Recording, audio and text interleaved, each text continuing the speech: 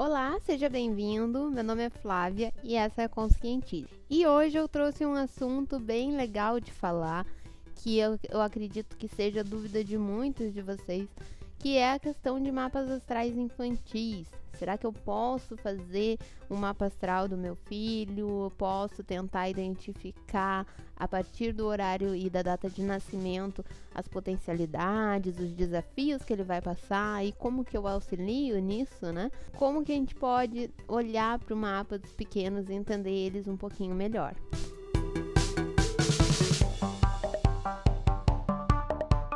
Então, gente, tô aqui com um mapa do Arthur, que é o filho de uma amiga minha, que inclusive a gente tá planejando fazer uma conversa com a astróloga aí sobre essa relação, porque ela também é ariana e ele é ariano, né? Então imagina, uma mãe ariana com um filho ariano, né? Imagina a situação. A gente quer conversar sobre isso, bater um papo. Então, assim que a gente conseguir encaixar o horário e as adaptações do sistema também, isso vai rolar. Por enquanto, vamos falar então sobre quais pontos que a gente pode analisar no mapa astral, né? O Arthur tá aí com 5 anos, como que a gente pode entender melhor essa relação dele, essa questão familiar e tudo mais. Sim, mapa astral de criança tem alguns pontos que é importante observar que nos ajudam a guiar melhor eles. Um desses pontos, que é um dos principais, né, é observar essa lua dessa criança. Por que a lua?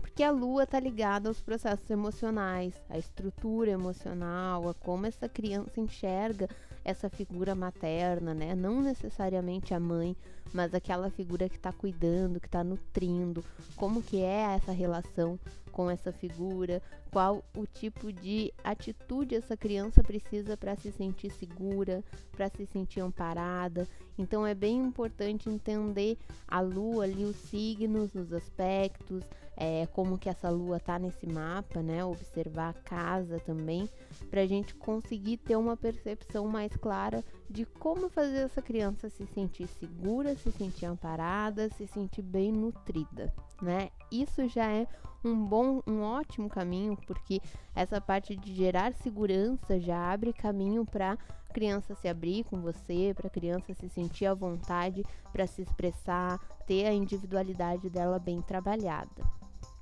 Outra questão que também é importante é a gente observar o Mercúrio, que o dele está aqui em Áries, e a casa 3 dessa criança que está aqui. Por quê? Porque outra questão que é importante, principalmente ali quando eles começam a entrar em fase de ensino, de ir para colégio e tal, é entender como que essa criança entende melhor as coisas, como que ela absorve conhecimento, né? Será que um sistema lúdico, brincadeiras e algo mais focado no lúdico vai funcionar? Ou talvez essa criança tenha esses pontos aqui em signos de terra, por exemplo, e ela vai ser aquela criança que gosta de desmontar o brinquedo, de entender como é que funciona, né? Ela pode ser como o Arthur aqui, que tem um Mercúrio em Áries, uma criança bastante agitada, uma criança que precisa de movimento, precisa gastar energia. Então é interessante a gente observar o Mercúrio e a casa 3 para entender quais os processos de aprendizagem que vão auxiliar essa criança. Outro ponto legal de observar aqui para entender os desafios, agora mais pro lado do desafio mesmo, né? É a gente olhar para o Saturno dessa criança. Saturno representa os desafios, as responsabilidades, aquilo que nós temos de nos responsabilizar nessa existência, né? O que dentro do nosso mapa traz um desafio maior, uma ação que vai exigir uma persistência, uma resiliência diante daquela casa, daquele signo. Então, a gente observando Saturno, a gente já consegue entender quais vão ser as dificuldades ali, os desafios maiores, o que essa criança não tem tanta facilidade para lidar e que ela vai precisar de um auxílio maior nesse sentido.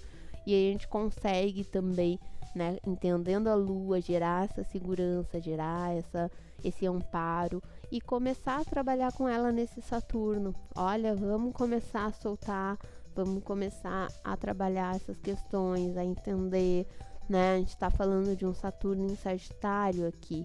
Ele pode ter bastante a questão do ensino, propriamente, como a gente falou, uma criança que precisa de movimento, que precisa de ação no processo de aprendizagem, mas a gente sabe que o processo de aprendizagem muitas vezes requer parar, sentar, observar. Então, como que a gente pode trabalhar a responsabilidade, a disciplina, né? Sagitário fala muito dos grandes mestres, de questões voltadas para filosofias de vida, assim, e tem muito a ver também essa questão de disciplina ligada à filosofia de vida. Se a gente pensar, por exemplo, nos esportes, seria uma excelente forma de trabalhar o Mercúrio em Áries com esse Saturno em Sagitário para desenvolver disciplina, porque a partir de um esporte ele tem a disciplina ali daquela atividade, né? Ele vai precisar se preparar, ele vai precisar ter uma alimentação certinha, horários, e a partir disso ele vai desenvolvendo essa disciplina e vai trazendo isso para o restante do dia a dia, das atividades que ele fizer. Então a gente consegue ter uma percepção melhor de como auxiliar.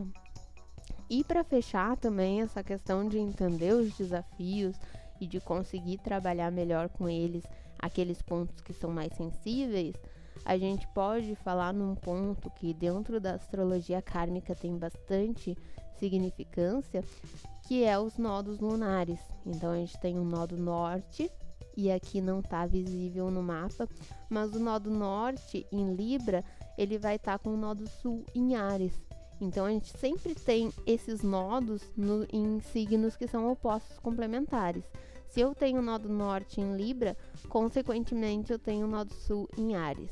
E o que esses nodos significam? Os nodos lunares, eles representam pontos kármicos onde eu tenho o nodo sul representando aquilo que eu trouxe desenvolvido de outras existências, desse meu passado kármico, e aquilo que eu venho desenvolver nessa existência.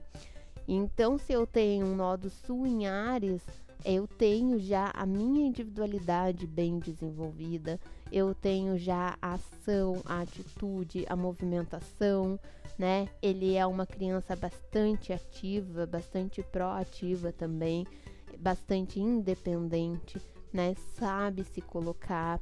E o que ele vem desenvolver? Ele vem desenvolver justamente o compartilhar, a troca, o social, o interagir com outras pessoas e ponderar a minha vontade, a vontade do outro, né? Conseguir equilibrar, achar um ponto em que ele seja independente, em que ele esteja colocando a vontade dele, mas que também ele esteja ouvindo o coleguinha, interagindo com esse coleguinha e dando espaço para esse coleguinha. Isso seria um dos pontos desse nodo norte em Libra aqui.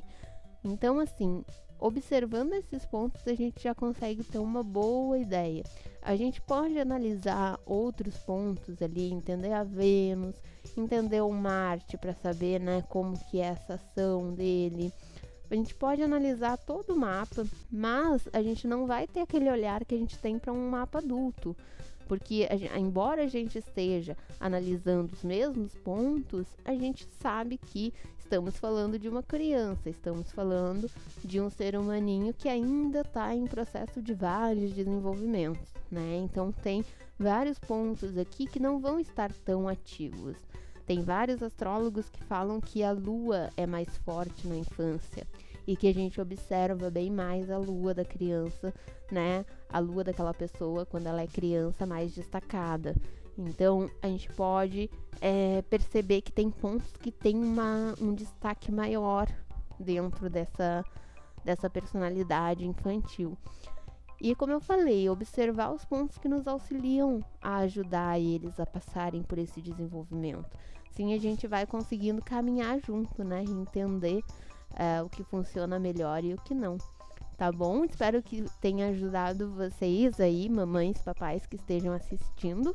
E deixem seus comentários, se ficou qualquer dúvida, deixa aqui embaixo ou manda no Insta que a gente vai conversando. Certo? Se você ainda não se inscreveu também, deixa o like, se inscreve aqui no canal. Vejo vocês nos próximos vídeos. Até lá. Tchau.